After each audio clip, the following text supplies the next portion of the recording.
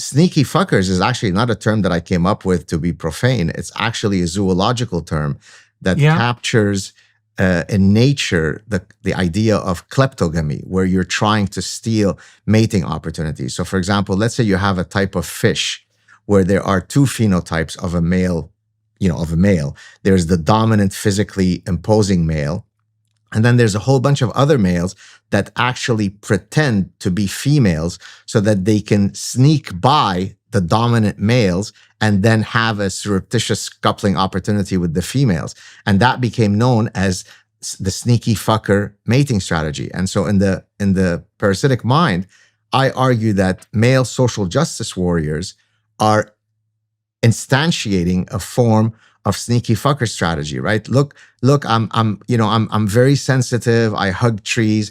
I cry when I watch Bridget Jones' Diary. See, I'm not, you don't have anything to be afraid of. And then hopefully that can allow me to have access to some willing and available females. So do you know the literature on orangutans? So, there's two forms of male, there's two forms of male orangutan in any given what would you say, roughly tribal, local ecology. So there's one form of male develops, he's like the quarterback orangutan. He gets so big, he can't even really be arboreal. He has the huge fat pads around his face that make him round. It makes his face round. And he's very physically powerful. And the females come to him to mate. But then there are other male orangutans in the same area that for a long time, anthropologists, primatologists thought were juveniles. But it turns out they're not juveniles. They're males who don't undergo the complete transformation into the non-arboreal male, and they use exactly the mating strategy that you described, right? So there's exactly yeah. Well, that's why I was I'm always amazed that people get so triggered by your lobster analogy, because the whole field of comparative psychology operates on the premise that we could learn a lot about human cognition by studying our animal cousins. That's the whole premise behind the tree of life. So I don't really see why someone would be so triggered by the fact that you use the dominance hierarchies of lobsters to then make certain points about human society. There's a whole field called comparative psychology that does that. So to me, the people who are coming after you for those kinds of analogies between us and other animals are simply displaying their ignorance, right? If lobsters have hierarchies, it's pretty hard to blame hierarchy on capitalism, because we haven't discovered a subgenus of capitalist lobster yet, and it strikes me as highly unlikely that we will. But let me ask you this. We're going off sort of conversations are organic, so this might be a good opportunity to talk about this. Why do you think that you trigger a lot more animus than I do?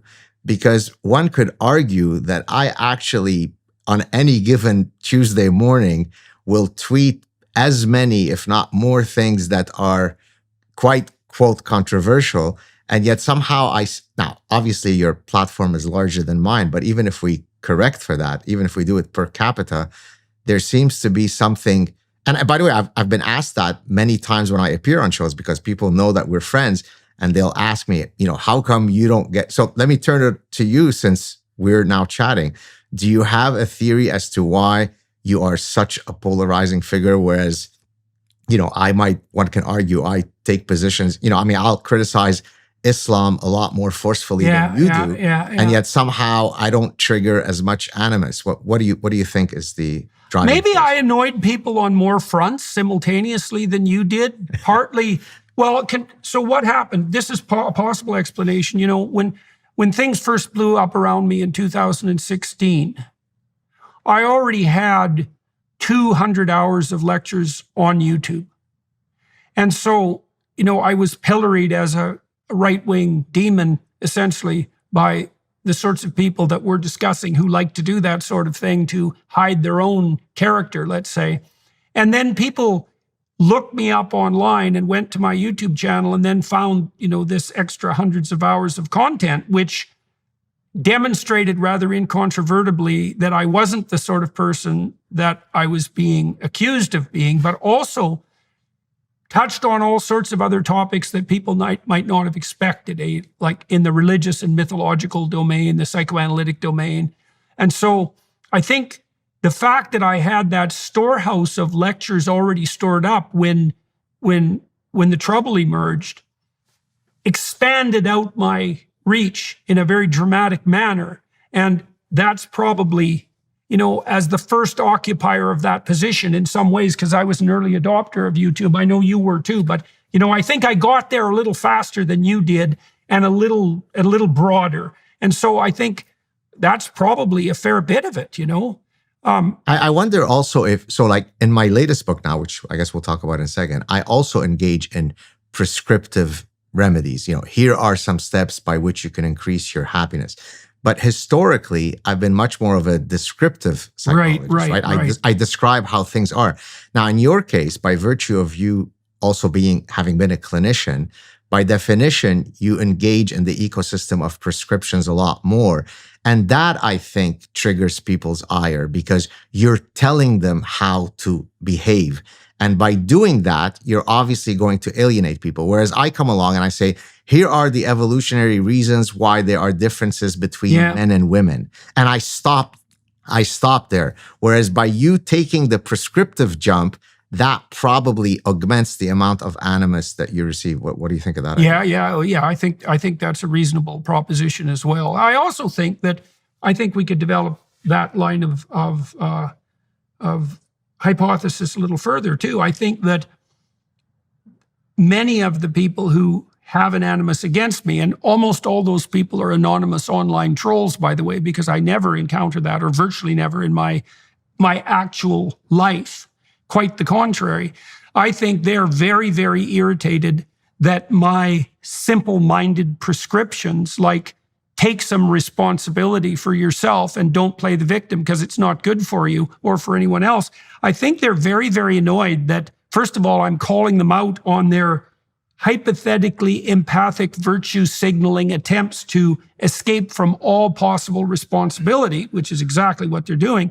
And second, they're very annoyed that the simple ideas that I've been putting forward and the simple, somewhat conservative ideas in that they're traditional, they're very annoyed that those work. And then they're also annoyed because I have this very deep interest in religious issues that also, grates on people to some degree. And this is something you and I are going to talk about because it overlaps with our interest in mimetic ideas, because religious ideas are mimetic ideas, for better or worse, and we can talk about that. So, and then I think I'm also probably enabling, to the degree that I'm enabling young men and speaking to them about the virtues of their ambition instead of dismissing them as pathological, patriarchal oppressors. That's also very annoying, especially to the types of men that you're describing who want to sneak about in the background and pretend to be virtuous and harmless, which is a pretty damn pathetic way of comporting yourself, in my estimation.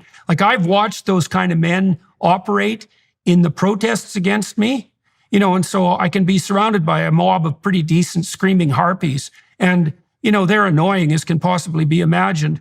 But when I look at the men that are with them, they just make my blood run cold.